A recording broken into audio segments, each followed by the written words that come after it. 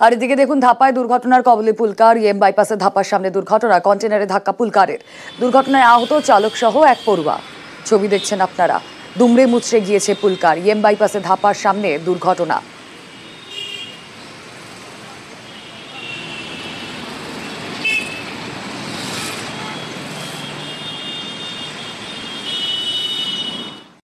আর এদিকে সাইকেল আরোহীকে ধাক্কা স্কুল বাসের। ইএম বাইপাস লাগোয়া পঞ্চশারে দুর্ঘটনা। বেপরোয়া গতিতে বাস চালানোর অভিযোগ। নিয়ন্ত্রণ হারিয়ে পাঁচিল ভেঙে ঢুকলো বাস। দুর্ঘটনায় আশঙ্কাজনক সাইকেল আরোহীর অবস্থা।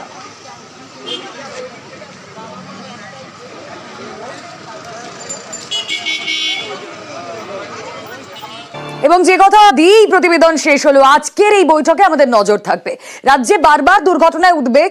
মুখ্যমন্ত্রীর নির্দেশে আজ বৈঠক পুর নগরোন্নয়ন মন্ত্রী এবং পরিবহন মন্ত্রী। সরকারি বেসরকারি বাস সংগঠনকে মিটিং এ থাকার নির্দেশ, থাকবেন পুলিশ আধিকারিকরাও। বিকেল 5টা বাজতে আর ওই আধ ঘন্টার মতো সময় বাকি।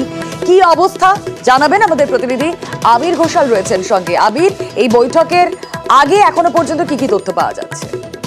দেখো, এর আগে 3বার এই ধরনের বৈঠক হয়েছে এবং বেসরকারি বাস মিনিবাস যারা চালান বা সরকারি এসটিইউ গুলো যারা রয়েছেন, ড্রাইভাররা রয়েছেন, তাদেরকে প্রশিক্ষণের ব্যবস্থা করা হয়েছিল। গাড়ি তারা চালাতে হবে কিভাবে নিয়ম মেনে কলকাতা শহর বা জেলাগুলোতে তার একটা প্রশিক্ষণও দেওয়া হয়।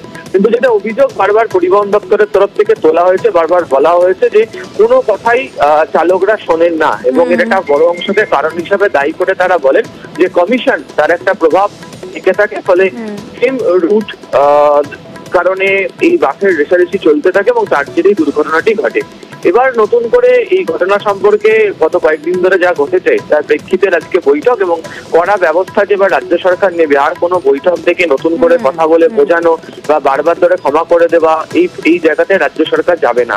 সেই বিষয়টি আজকে বুঝিয়ে দেওয়া। একেবারে এটাই মূল বিষয় যে আমরা বারবার দেখেছি একটা দুর্ঘটনার পর দফায় দফায় বৈঠক হয়েছে, বাস সংগঠনগুলিকে নির্দেশ দেওয়া হয়েছে, কিন্তু তারপরেও যেই কে সেই অবস্থা। আমরা গত বছর বেহালার ঘটনা দেখেছিলাম, এক স্বপ্নের মৃত্যু হয়েছিল সেখানে।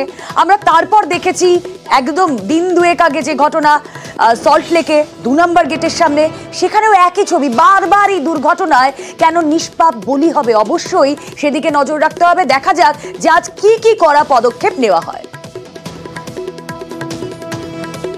আমাদের সেফ ড্রাইভ সেফ লাইফের যে গাইডলাইনগুলো আছে, অনেক সময় ড্রাইভাররা গাড়িগুলো মানে না, র্যাশ ড্রাইভিং করে, ওভারটেকিং করে এবং বেপরোয়াভাবে গাড়ি চালিয়ে দুর্ঘটনা ঘটতে থাকে। আপনারা জানেন যে উল্টোডাঙ্গায় একটি 11 বছরের কৃষকের মৃত্যু হয়েছে 2টি বাসের রেষারেষিতে। এতে আমাদের মাননীয় মুখ্যমন্ত্রী তিনি অত্যন্ত মর্মাহত হয়েছেন, শকড হয়েছেন।